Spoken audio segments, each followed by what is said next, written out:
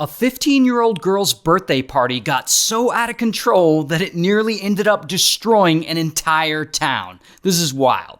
And it all starts in 2008 in Melbourne, Australia, when this 16-year-old throws a party at his house while his parents are away. His name is Corey. And Corey's little house party ends up turning into a big house party as the invites get way out of control, and soon enough, over 500 people show up, and it turns into an impromptu block party. Now eventually, police show up, and this whole ordeal makes the news for some reason, and when they interview Corey, he doesn't really give a damn. Corey, thanks for joining us. The only question that I can think to ask is, what were you thinking?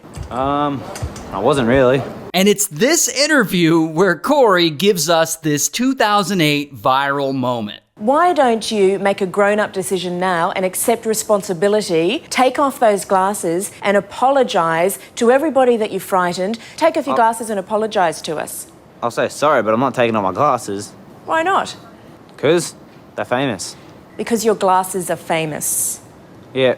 And so clips of Corey's interview blow up because people think it's hilarious and they're sharing it all over. Well, allegedly, this video inspires the 2012 movie Project X. It's that movie where a bunch of teens throw a massive house party that ends up getting out of control. And at the end of the movie, there's even a news interview similar to Corey's real one. I was thinking more along the lines of an apology. Would you like to apologize? I got a better idea. How about I invite you to my next party? What?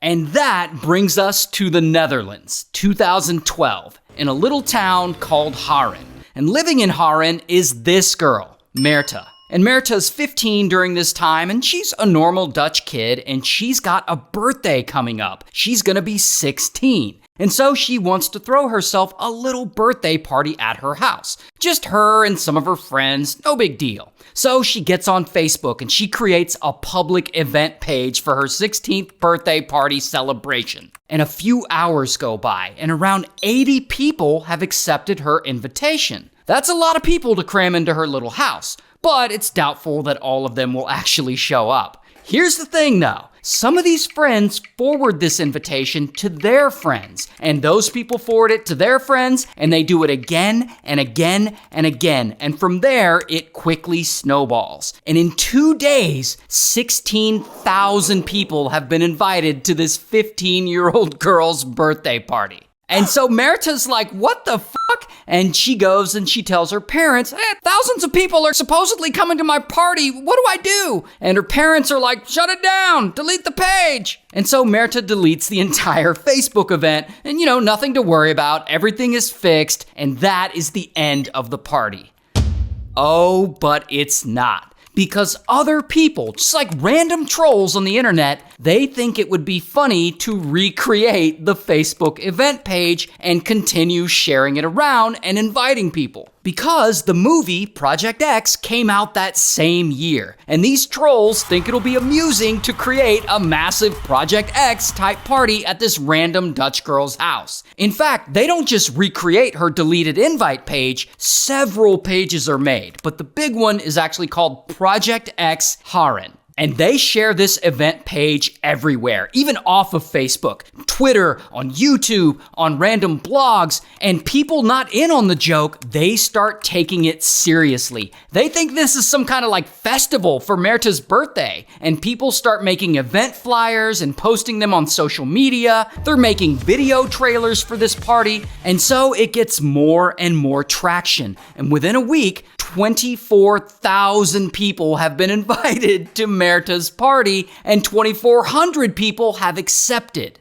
Now keep in mind, Merta's not throwing a party at all now. Like, it's been canceled. But these people don't know that, so they keep sharing. Some people are even putting up actual physical flyers advertising the event. And so by this time, Merta's parents, they're kind of freaking out. I mean, are 24,000 people really gonna show up to their house? That's more than the population of the entire town. And so they try and do what they can. They warn the neighbors, they distribute a letter throughout the neighborhood to all their neighbors like, I think thousands of people are about to show up to our town for a party that doesn't actually exist. And then 4 days later, the invitation count is now up to 55,000 people, and 6,000 people have accepted. This means the invite count has gotten so big that the local news media is now talking about it. And this inadvertently advertises the party even more because now it's on TV. And so a few days after that, around 30,000 people have accepted the invitation and marked that they are coming to this party in Haren. And by this point, people online have made actual festival maps of this place. This one here, you can see there appears to be a main stage right in front of Merta's house.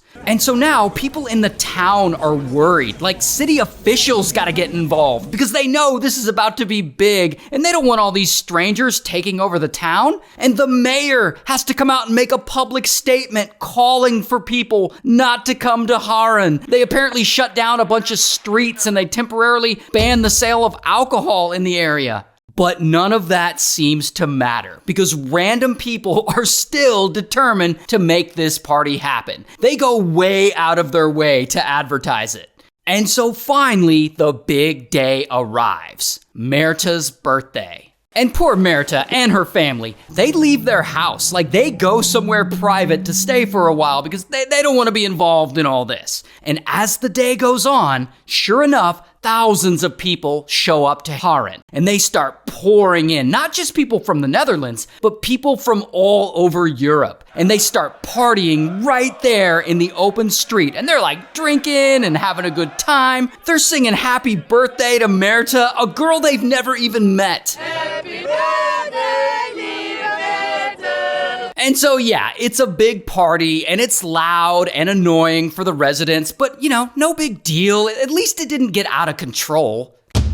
Until by the time the sun goes down, the thousands of people there are all pretty drunk. And some of them start getting a little rowdy and tearing shit up. They're breaking things down, they're destroying whatever they can find, they're pulling down traffic signs, they're lighting benches on fire, they're lighting cars on fire, they're breaking into local businesses, and then like a mob of them will just rush in and grab whatever they can. Here's some footage of them breaking into another local shop, like tearing it up too. And so of course, police, they have to call in riot control because they're trying to keep this thing from getting out of hand. And so the riot control shows up and people start getting aggressive and like throwing things at them. And so police have to call in more officers from outside provinces to help control the crowd.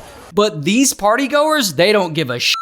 They start throwing things at them too. In fact, they get into a whole standoff with them, and ultimately it looks like police lose as they are quickly overwhelmed by the amount of people there and they have to back away. And at the end of all this madness, this town is trashed. Dozens of partygoers are injured, and bam, 34 people get arrested. And like the mayor's all pissed off and he has to come out and he calls the partygoers scum. Let's be clear.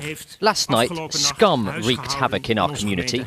Meanwhile, poor Merta, she's probably just sitting there wherever she and her family are hiding, looking all sad like, happy birthday to me.